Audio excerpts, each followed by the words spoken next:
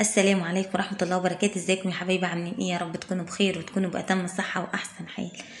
يلا كده سموا الله وصلوا على الحبيب المصطفى. اللهم صل وسلم وبارك عليك يا حبيبي يا رسول الله.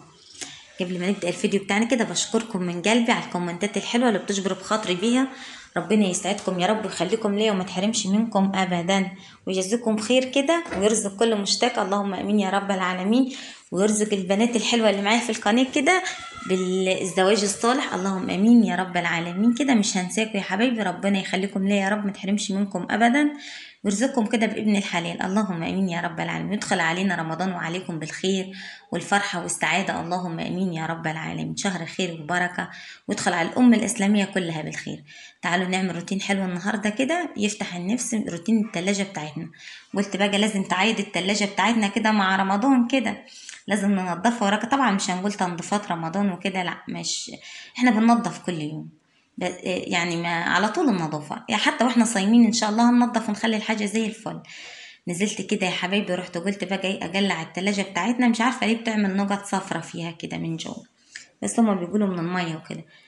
جلحت بقى الرفوف بتاعتها والشبك، وخدته بقى ايه وقعدت انضف فيهم كده بحته السلكه وشويه دريل وحبه كلور من عندي وايه، وصبنتهم وخليتهم ايه زي الفل. فضلت ادعك فيهم كده وانضف فيهم. مين متحمس كده من روتينات ام محمد وبيحب روتينات ام محمد؟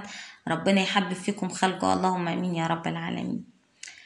يلا اتحمسوا كده من ام محمد، واللي مكسله عن بوتاجاز مكسله عن تلاجة تغسلها اتحمسي بقى من ام محمد وشوفوا ام محمد كده روتيناتها حلوه اهو. انا بعمل على فكره والله العظيم تاني، حتى مش عشان بصور وكده، لا، انا احب انضف الحاجه واخليها زي الفل. بوقف الكاميرا اقول لشاد وقفي يا شاد شويه عقبال ما انضفها كده واخد ايه انضف طبعا الحاجه كويس. محبش اعمل حاجه كده، لازم اعمل الحاجه كلها بضمير بضمير كده.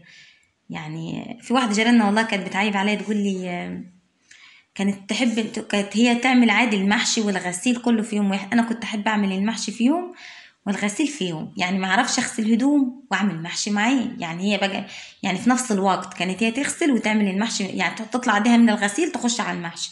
فانا كنت اقول لها لا طبعا انا احب اعمل، لو عملت محشي بعمله في يوم غير الغسيل. كانت بتعيب علي، قلت لها يلا زي بعض، خلاص كل واحد بقى ايه حر في حياته. فانا كنت احب اعمل، يعني ما اقدرش ان انا ابقى قاعده اغسل هدوم واروح اسيب الغسيل واروح للمحشي ده. كنت احب اعمل مصلحه انا كده. المهم دي كيس يا حبايبي كنت مقطعوها، كنت بحطها على الشبك، فقلت اغسلهم بالمره. هم ايه فضلات اكل لو وجعت من العيال بتيجي على الاكياس دي والشبك بيفضل نظيف. المهم رحت بقى ايه قلت هغسلهم برضو، وجبت مفارش تلاجة كده مكتوب عليها رمضان كريم، مفارش جميله. بعد ما غسلت التلاجة ونضفتها تشوفها بقى ايه في اخر الفيديو. فرشتها في التلاجة وحاطط للتلاجة منظر والله مش بتعمل لها حاجة، مش بيحصل. انا كنت بعمل في التلاجة دي كي مفارش من الكيس المشمع، كنت بقصها على قد الشبك واغسلها وانضفها وايه واحطها على الشبك. بس قلت بقى اجيب لها مفارش حلوه كده من بتاعه مرسوم عليها مكتوب عليها رمضان كريم، شكلها حلو خالص. خدتها من الراجل اللي ب15 جنيه، طلع الكيس فيه 4 مفارش. بس يا حبايبي صبنت كده نزلت على الدرجة كده على الحنفية وشطفتهم حلو كويس من البريل، وخليتهم زي الفل. اغيب كده وانضف التلاجة كل كام يوم اهو. وحطيتهم طبعا يا حبايبي يصفوا، سبتهم يصفوا خالص من المية عشان خاطر ايه عقبال ما اصبن التلاجة. قلت بقى ينشفوا من المية عقبال ما ايه انضف التلاجة كده بالسلكة والبريلا واخليها ايه فل اهو. شطفتهم كلهم على الحنفية، الرفوف بتاعت باب التلاجة. ونزلت كده يا حبايبي على التلاجة بحتة السلكة كده ونضفت قلبها وخليتها زي الفل. وطبعا كنت بوقف الكاميرا عشان اعرف انضفها ايه براحتي برضه اهو زي ما انتوا شايفين. طبعا قبل ما انسى كده اخواتي اللي بيقولوا لي يا ام محمد ادهني وهاتي ادهان وتهني الحيطان بره، اتهني اوضه العيال وتهني الاوضه اللي هي الصاله التانية دي. طبعا انا يعني لما بتفرج عليا بعمل في البيت وبشتغل في البيت ان شاء الله. احنا قعدنا على الطوب سنين، فعادي لما نقعد يا حبايبي على كده المحاره لحد ما ربنا ما يفرشها وييسرها من عنده، وابقى اتهن ان شاء الله الحتتين اللي هم ايه بره باذن الله. كل حاجه بتيجي بوقتها باذن الله. فطبعا يعني ده بيبقى يعني مش بايد الواحد، لما بتفرج عليه بدور على نقص في البيت كده وبعمله. انا عارفه ان روتيناتي بسيطه وبعمل محتوى بسيط وانتوا عارفين كده. ربنا يخليكم ليا ودايما بتجبروا بخاطر، ربنا يسعدكم يا رب. بس نزلت كده على التلاجة بحتة السلكة بقى ايه، وفضلت انضف فيها من طبعا ايدين العيال بتعمل على، وطبعا ايه وبره برضو ايه نضفتها من بره الجراب بتاعها كده، نزلت عليه خليته زي الفل. طبعا والله كل حاجة نعمة في البيت، والله العظيم كل حاجة نعمة في البيت كده. يعني ساعة التلاجة بتاعتي اللي كانت عندي دي اللي هي القديمة لما باظت هي بس كانت كتر خيرها، دي قعدت 14 سنة التلاجة القديمة، كتر خيرها جابت ما عندها. يعني كل حاجة والله نعمة في البيت كده. وطبعا كل واحد ما تغناش غير حاجته. اهو نزلت عليها حبايبي، جبت فوطة كده كانت عنده نظيفة بيضة، وبقى جيت امسح كده وانضف وانشف فيها من الصابون، واحطها في المية واعصرها كده وانضفها واخليها زي الفل. ايه رايكم؟ عايزه لايك حلو للفيديو كده وكومنت من ايديكم كده، تسلم ايديكم وعينيكم. ربنا يخليكم ليا يا بناتي وامهاتي واخواتي، ربنا يسعدكم يا رب ويجزيكم كل خير. اهو ايه رايكم في النظافه الحلوه دي اللي قدامكم؟ بس عايزة دعوة حلوة كده منكم ليا في الأيام المفترجة دي، دعواتكم بتيسر أموري. عايزاكم تدعوا لي كتير كده، بحس إن أموري بتتيسر من دعواتكم ليا والله العظيم. وبفرح لدعواتكم اللي طالعة من قلوبكم الطيبة لما بتدعوا لي، ربنا بيسرها من عنده، بتفرج عليا كده وأموري بتتيسر والله العظيم. ربنا يسعدكم يا رب ويخلي لكم أولادكم وتشوفوهم أحسن الناس. اهو يا حبايبي، ونزلت عليها كده من بره بالسلك والبريلا بالبريلا كده، ونضفتها وخليتها ايه والايدين بتاعتها حكيتها كده بالسلكه وخليتها زي الفل. طبعا اخواتي اللي قالوا لي يا محمد اتصلي بالشركه اللي جايبه منها البوتاجاز وكده ما دام معاك الضمان. هو بصراحه المره اللي فاتت يعني واحده اللي جات لي ده هيصرف عليكي وكده، بس يعني واحده من جيراننا اللي جات لي، لكن انا هدور على الضمان في الورق اللي انا شايلاه وهرن عليهم واشوف المكان. طبعا لو هياخدوا الاكراميه بس هعمله ان شاء الله، لاني كنت حابه، كان شكله حلو في الاول وهو وهو عليه الباب الجزاز، فان شاء الله هكلمهم ويا رب يطلع كلامكم صحيح كده ويجي يعملوه لي وياخدوا الاكراميه بس.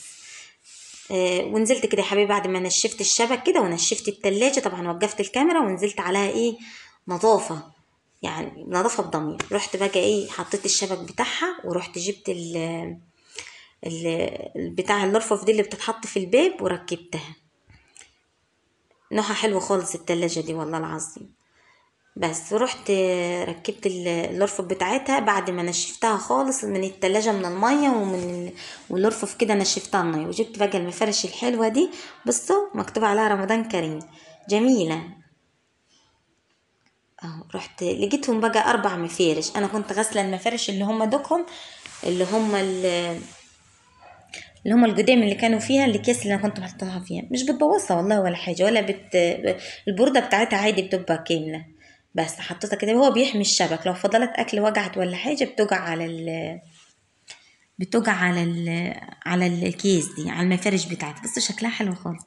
لقيتهم 4 مفارش، قلت الرابع بقى احطه من ايه من تحت كده تحت الدراجه، حشت الدراجه ورحت حطيته وخليته. بص شكله جميل والله العظيم، بس هو مش بيستحمل يعني بيتقطع بسرعة، مجرد غسلة كده، مجرد ما بيتغسل بيتقطع بسرعة. حلو لو كان جامد شوية. اهو ايه رأيكم يا حبايبي؟ خليتها ايه شمعة منورة، هي جديدة طبعا مش محتاجة حاجة. بس دي حتة قماش كانت عندي، حطيتها بقى فوق التلاجة من فوق خالص عشان الترابة بتبقى عدمة التلاجة سطحية التلاجة من فوق بيبقى ايه ترابة وكده. قلت احط بقى ايه، وزهرية الورد دي شطفتها كده من الترابة اللي كانت عليها، كنت حطها على المطبخ، رحت حطيتها ايه فوق التلاجة. وطبعا رحت جبت بصراحة هي ما يعني كان عندنا حاجات بسيطة كده، الحمد لله فضل ونعمة من عند ربنا. انا طبعا مش بخزن حاجة ومش بعمل تفريزات حاجة، احنا بيومنا يعني بنجيب يومنا كده اكلنا وشربنا الحمد لله فضل ونعمة من عند رب. بس وكان عندي كام بيضة كده تحت ال5 فرخات اللي عندي فوق بينفعوني والله، بجيبهم كده، ولو جليت بطاطس سلقتهم للعيال بعملهم. بس وكان عندي طماطم شطفتها وشوية خيار كده، كنت جايبة كيلو وربع خيار بصوا ربنا يرحمنا برحمته من الغلا ده، يعني الناس بتمشي تكلم نفسها من الغلا. ربنا يرحمنا، ما حدش عارف بقى في رمضان هنعمل ايه من الغلا ده والله العظيم. الحمد لله على كل حال.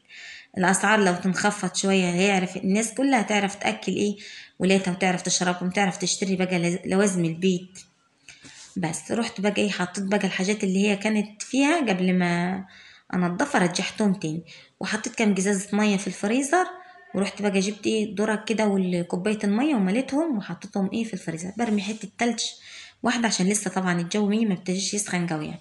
برمي حتة تلج واحدة يا اما جزازة كبيرة في الكولمن ونشرب منها ايه اليوم كله.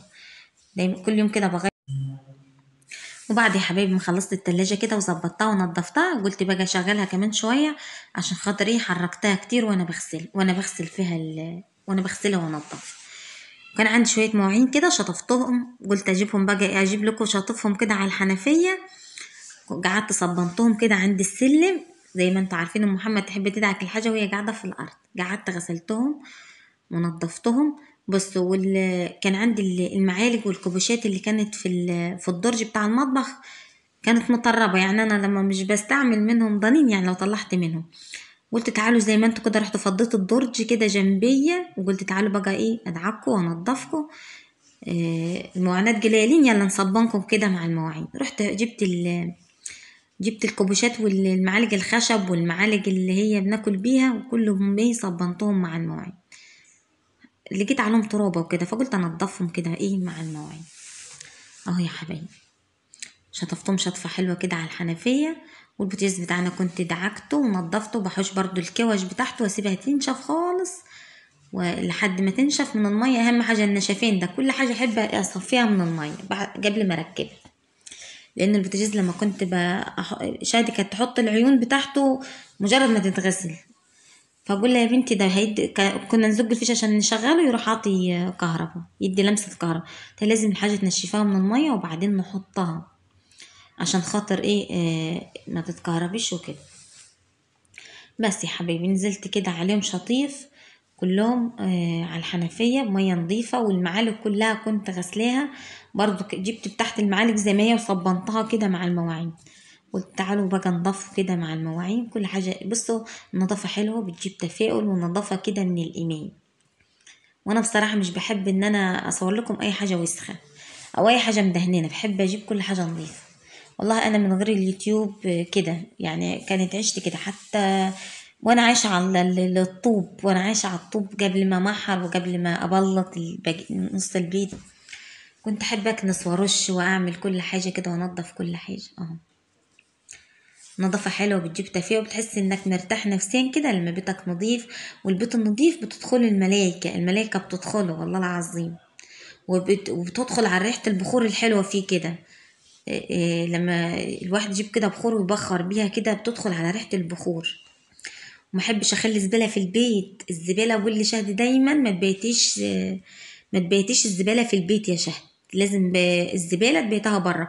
كنت امسك الزبالات كده واجنبهم كده برايا برا البيت برا كده، واصبح الصبح اولع فيهم او اروح ارميهم. محبش ابيت الزبالة في البيت لان دايما يقولوا الزبالة الشياطين بتنام فيها، فانا محبش ابيت الزبالة في البيت. اتمنى تكونوا استفدتوا من فيديوهاتي اي حاجه كده. انا عارفه ان روتيناتي بسيطه، ربنا يسعدكم يا رب ويخليكم ليا. بس انا والله العظيم انا بستفاد منكم حاجات كتيره، والله كفايه دعواتكم ليا، والله يكفيني دعواتكم ليا اللي بتدعوها لي. ربنا يحفظكم يا رب. صفيت كده المواعين من الميه برضو من الصينيه، وقلت عشان ياخدوا راحتهم كده في التصفيه وينشفوا وبعدين نركب. جبت عيون البوتاجاز ورحت مركباها اهو. العين اللي من هناك دي شاهد كسرت الصباع اللي هو اللي جنب الصباع الابيض ده، تريت لو اتكسر ما بيولعش العين. قلت حرام عليك يا شاهد، حرام عليك يا شاهد، كفايه الباب الجزاز اتكسر. حافظه على الحاجه. انا يعني الواحد يعني بصراحه ما طلناش الحاجه دي لما طلناها فلازم نحافظ عليها.